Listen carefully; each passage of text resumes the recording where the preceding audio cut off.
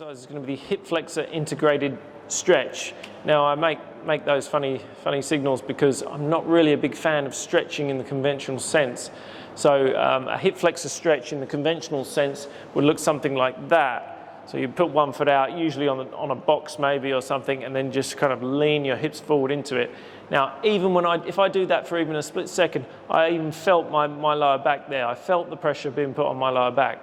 Now, what this is going to translate to is that in your gait, when you're going forward in your gait and you get to this position here, you should feel this length through your hip flexors and then through this front side, and that should be the signal for your body then to feel the length and then contract. Now, what you don't want to do is feel the length when you're back here and you've got your lower back in this horrible lordotic position. So we want to feel the length when we should feel it, and we want to feel the length of muscles so that we can contract off of them, and we create this length by the contraction of other muscles. And your posture is really important in creating this relationship between muscle groups in your body. So I'll start off here I think I'll start off on the right foot to show you.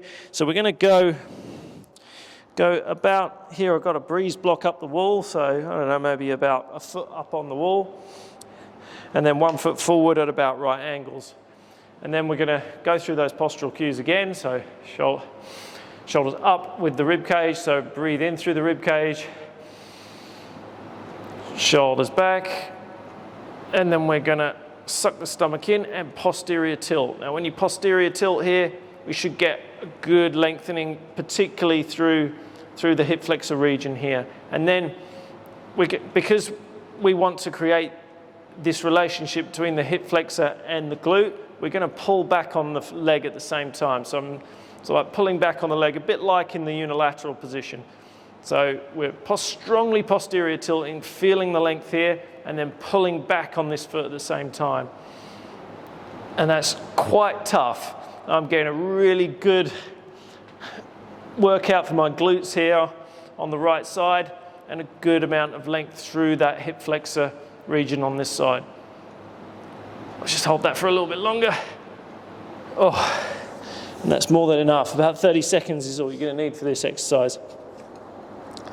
So while I have a little break here, think of it like this. So if we contract the bicep, we're shortening the muscle, we're shortening the bicep muscle, and then on the back side here, we're lengthening the tricep muscle. So they work together. Now, when you just stretch your tricep like this, really you're not really contracting that bicep to create the stretch. And that's really what we're trying to achieve. We're trying to achieve stretching by the contraction of opposing muscle groups. And that in conventional stretching just does not happen. People will just use gravity to touch their toes, for example, or even if they're just lying down, they're kind of switched off. And this creates a disintegration of your body, basically. We're not encouraging the integration of muscle groups. Holding your posture in really good order is the first step to getting that integration, and then finding the length where you should be feeling it. And you will, if you carry on your good posture into movements, start feeling this length contract going on all over your body.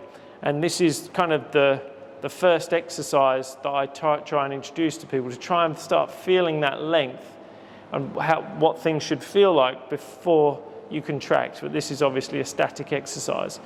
So we'll just do another set of these on the other side.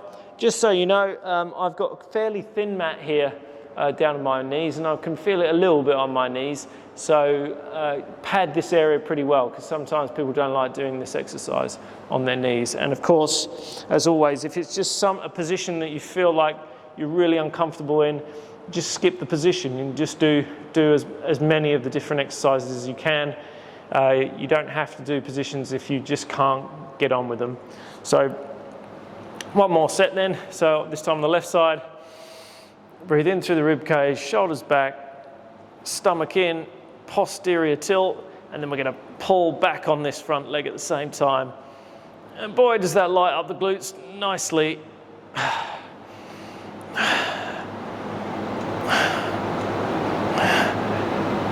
As you see, it's a real struggle to do this exercise. It's a great exercise.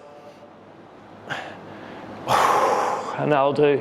And then I should really emphasize the fact that it is an exercise, even though I've called this the hip flexor integrated stretch. We tend to separate stretching from exercise, but really if you go through good ranges of motion with good posture, you'll feel the stretch, and that's how you should stretch really in reality. So anyway, so that's the hip flexor integrated stretch, great little exercise.